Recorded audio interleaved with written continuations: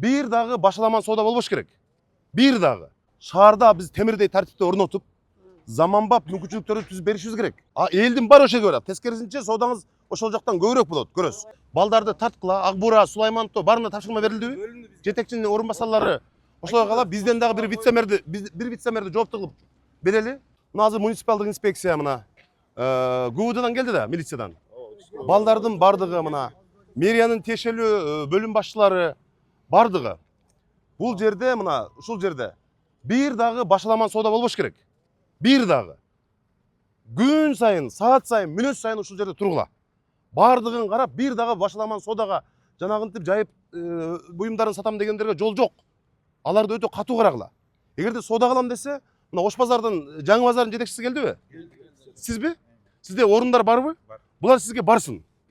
Келишимди түзүп туруп, ушулар бул жерде мына көчөлөрдө монтип сатпай ошол жака барып, Жаңы базарга барып, сизге жолуксун, сиз келишимди түзүп орундарды бериңиз сиз.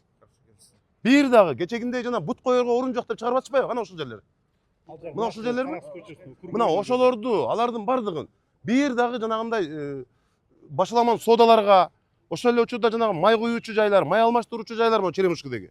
Аларды дагы башка кызматкерлерди аякка жөнөткүлө. Ошол жерде туруп, мурда жабылгандар ачылбасын такыр. Ага эч мүмкүнчүлүк бербей келген.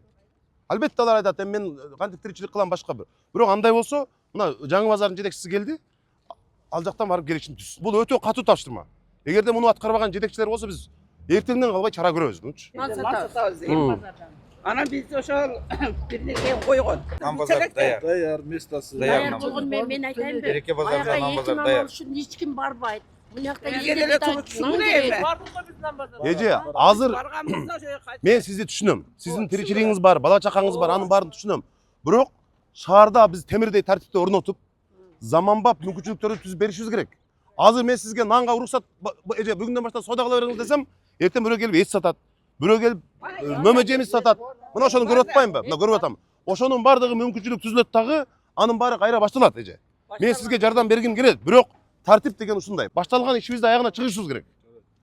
Анан бардыгына азыр уруксат десең, азыр башталат кайра. Ошон үчүн сиз мага таарынбаңыз. Сиз мүмкүнчүлүк түзүп бериңиз, булар менен сүйлөшкүлө, бергиле.